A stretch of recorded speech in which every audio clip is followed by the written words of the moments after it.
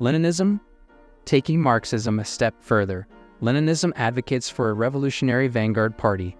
This party, made up of the most educated and committed workers, leads the revolution and establishes a dictatorship of the proletariat.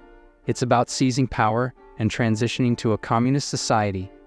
Neolibertarianism blends the libertarian value of personal freedom with some government involvement.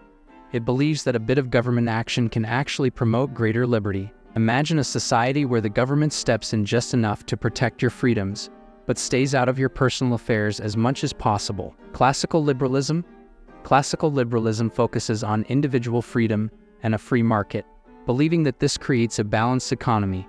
It's about minimal government intervention, ensuring that monopolies don't destroy competition and that trade remains free and fair.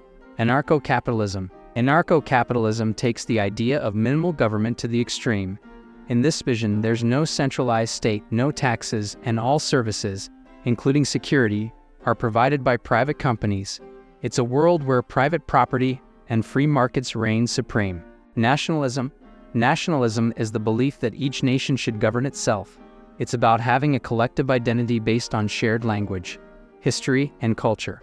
When a nation puts its own interests above all else, it's called ultranationalism.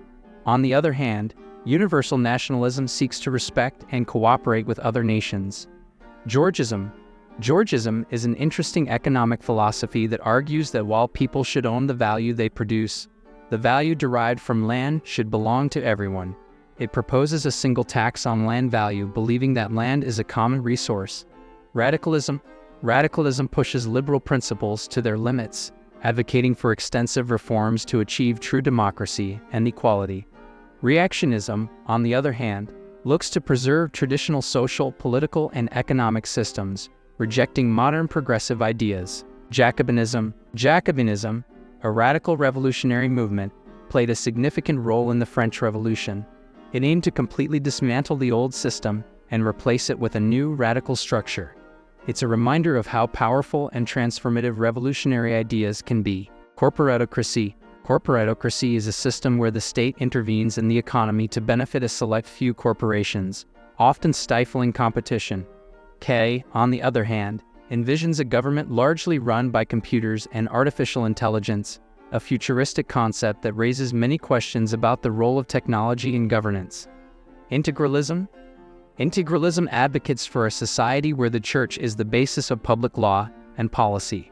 It's a deeply traditionalist doctrine, opposing secularism and emphasizing the role of religion in public life. Anarchocommunism combines the ideals of anarchy and communism.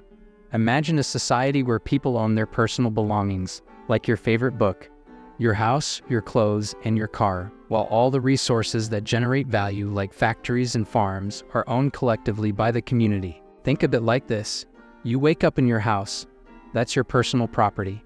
But the food you eat, the clothes you wear, and the technology you use are produced in a factory owned by everyone. There's no boss. Everyone contributes and shares equally.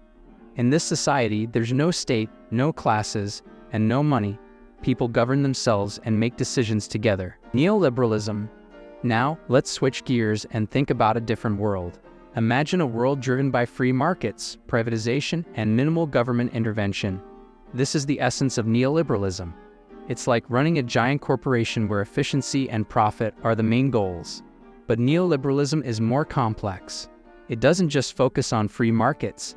It also pushes for globalization and free trade, often reducing government spending to increase the private sector's role.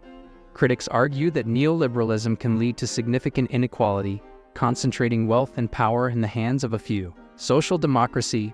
Picture a society that tries to balance the benefits of capitalism with strong social safety nets.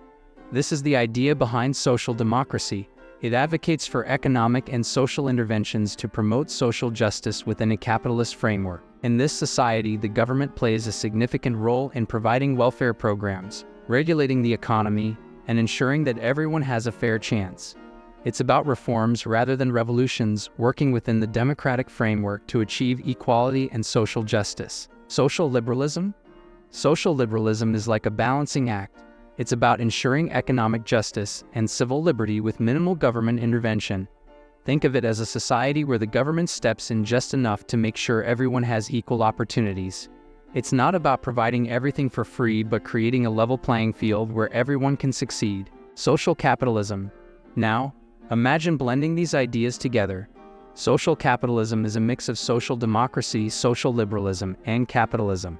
It tries to combine the best of all worlds, ensuring economic efficiency while maintaining strong social safety nets. The third way goes a step further by trying to reconcile right-wing and left-wing politics.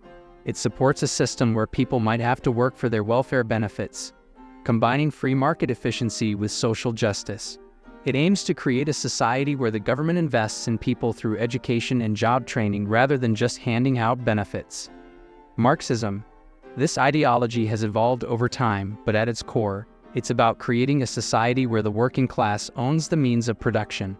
Imagine a world where the workers, who create all the value, have all the power. There's no class division, no exploitation. It's a complete overhaul of the capitalist system, leading to a stateless, classless society.